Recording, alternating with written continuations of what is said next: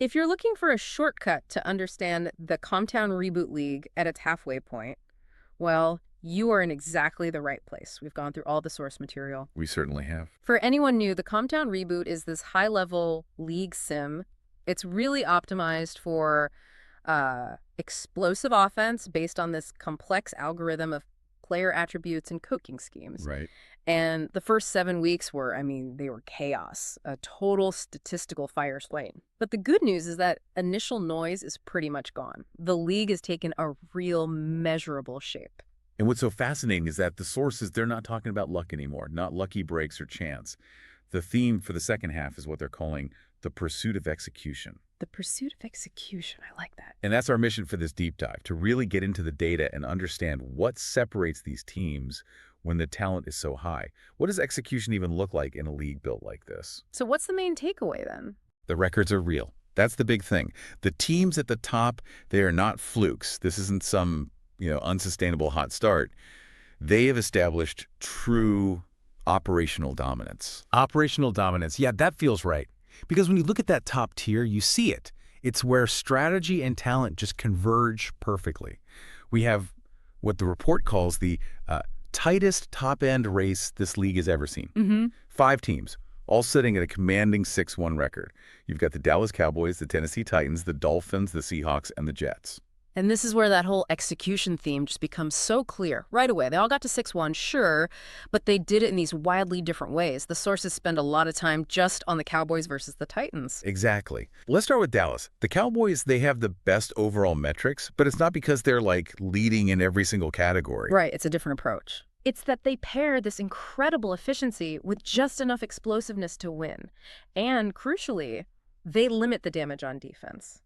They are playing the most balanced, the most disciplined football in the league. They're executing risk management. And then you have the Titans, who have also earned their 6-1 record, but in a, frankly, much more overwhelming and historically aggressive way. Yes. Tennessee leads the entire league in total offense, and they're still one of the stingiest defenses when it comes to yards allowed. They don't execute balance, they execute total dominance. So you have 5 teams at 6-1. One is all about surgical, disciplined play, and the other is just about overwhelming power. It's a great contrast. But is there a single common thread there, besides the record? Oh, absolutely. The source material is very clear on this. When you synthesize that top tier, the common thread isn't the style of execution, it's the consistency of it. Consistency. Every single one of those 5 teams performs its identity at an elite level, week in and week out. It's their ability to just eliminate mental errors, penalties, bad clock management, turnovers. That's what pushed them ahead of that crowded 5-2 pack. So they execute the fundamentals, even when things get chaotic around them. Perfectly. All right, let's talk about maximizing those opportunities then, specifically on offense. Because if one team defines the first half of the season, it has to be Tennessee. No question. They don't do close games. The report literally says they just overwhelm teams. It's an entire approach built on volume and constant pressure. And the statistics around them are, they're genuinely hard to process sometimes. The Titans lead the league in 3 critical areas. Yeah. Total yards, passing production, and points per game. And that points total is the number that just jumps off the page, over 52 points per game. It's staggering. To put that into perspective for you, most really successful top-tier offenses, they're aiming for the low 30s. Averaging over 50 is. Sure. It's just setting a whole new standard. It forces the other team into an impossible spot before the game even starts. And the engine in the middle of that firestorm is their quarterback, Joe Milton III. When we talk about execution at the highest level, this is it. It's the prime example. Yeah. It's not just that he throws the ball a lot. It's that high volume paired with this devastating efficiency and aggression, a combo that usually leads to a lot of turnovers, but somehow he's avoiding that. The numbers just illustrate that perfectly. It's almost surgical. Milton leads the league with, get this, 3,519 passing yards and 46 touchdowns. In 7 games. Through 7 games. He's averaging over 500 yards a game and maintaining a passer rating north of 125. That rating with that volume, that's the part that's just insane. It speaks to pure quality of execution. It's perfect decision-making combined with, optimal velocity on his throws. Defenses just haven't found an answer because his speed of play, the pace of his execution means they're always a step behind. Milton's output it's unreal. But that leads to the big question the sources ask. Who is enabling this? If the quarterback is driving the car, it's the skill players who decide the destination. So let's talk about the talent that's deciding these games. And we have to start with Puka Nacua.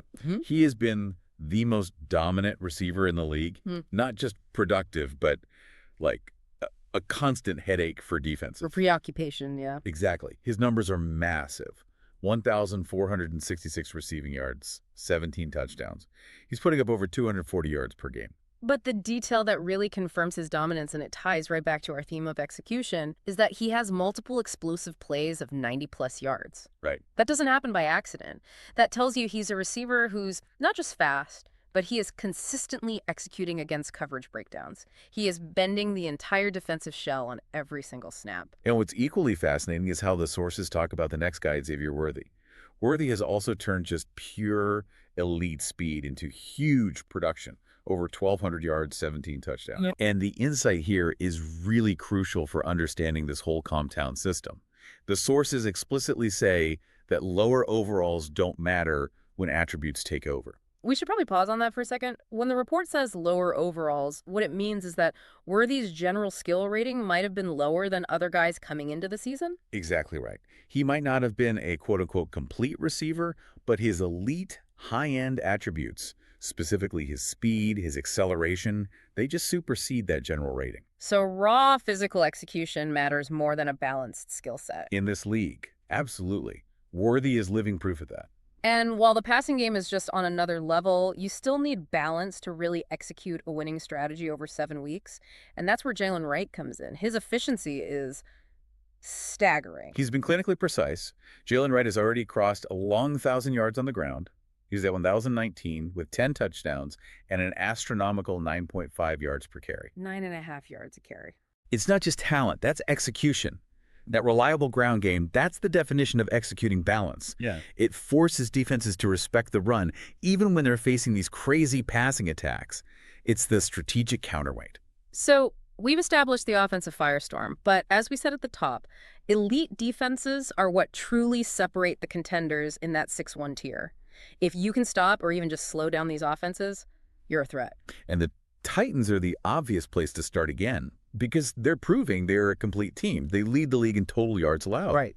Which means they're executing a whole defensive strategy. It's a combination of relentless pressure. They have 25 sacks and exceptional ball hawking. They've got 18 interceptions. They execute disruption and takeaways at the same time. The Cowboys are right there, too. Their defense, it isn't about volume stats. It's about execution in the most critical moments. Yeah. They force timely turnovers, and I think this is the most impressive part. They've held teams to under 150 points allowed total through 7 games. Which is just, Considering Tennessee averages 52 points per game, holding 7 different opponents under 150 combined is an extraordinary benchmark. That is pure defensive discipline. And we absolutely have to give credit to the Buffalo Bills.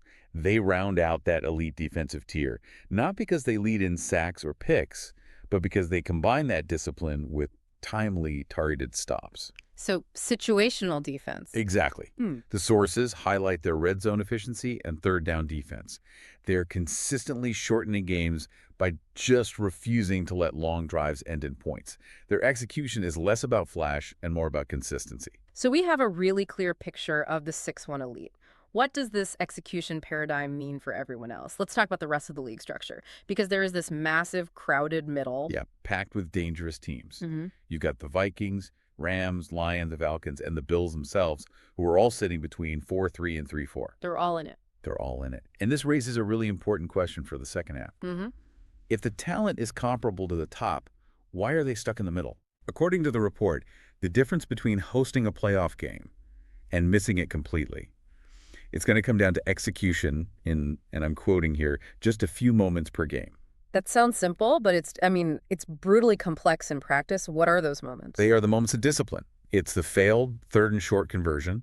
It's the costly penalty that extends a drive, the missed tackle late in the fourth quarter, or, failure to execute a simple clock management sequence. So they have the talent, but not the sustained clinical execution. Exactly. They beat themselves in these critical windows. The margin for error in this league is just razor thin, and they're using all of it up. And then at the very bottom, the pressure is just mounting like crazy. Teams like the Steelers, Raiders, Eagles, Browns, They're struggling at 1-5 or 1-6. For them, every single game now is a must-win. The margin for error for that bottom tier, it's completely gone. They aren't just facing the need to win, they need to execute flawlessly while the pressure is at its absolute maximum. They're essentially playing playoff football right now, in Week 8. Okay, let's try to synthesize all this for you, the listener, as you're looking at the rest of this season. The first half has given us 4 core takeaways. 1, explosive offense is the absolute norm, not the exception. You have to be able to score 40-plus points to compete. 2, quarterback play, like we see with Milton, directly correlates to wins, but only when that high volume is paired with elite efficiency. 3, elite disciplined defenses. They still separate the contenders from the pretenders, even in this hyper-offensive world. You can't just be an offensive juggernaut. And 4, the top tier is real and established. The middle is chaotic and it's defined by these tiny errors. And the bottom is now completely desperate with zero room to fail. That gives us a crystal clear map of the landscape, but the report had this fascinating little detail at the very end that I think speaks volumes about this whole theme of execution and focus. Yes, the cryptic mention of a bonus. If you connect this back to the bigger picture, the report concluded by saying that the first 10 people who direct message the commissioner the word game time will get a bonus prize. And there was no big announcement, right? Just buried in the text. No announcement, no reminder. Just a subtle instruction hidden at the end of a really dense analytical document. It was something specifically reserved for the people who stayed locked in, who paid deep attention to the details. That's a powerful metaphor, isn't it? For value, for attention, in a world that's just overloaded with information. It raises the final provocative thought for you, the listener, the deep diver. In a league defined by execution, by maximizing output on every single snap, and in a world saturated with content, what value does the league place on those who stay truly locked in and execute that deepest level of focus? Are the rewards just for those who go beyond the headlines? Exactly. Are they reserved only for those who pay deep attention to the fine print? That is the critical next question to explore as we head into the second half of the Comptown reboot. The reset period is long gone. Now it truly is about who finishes strong, who executes under pressure, and who can maintain that focus. The deep dive on the Comptown reboot mid-season report is complete. We'll be watching the execution unfold.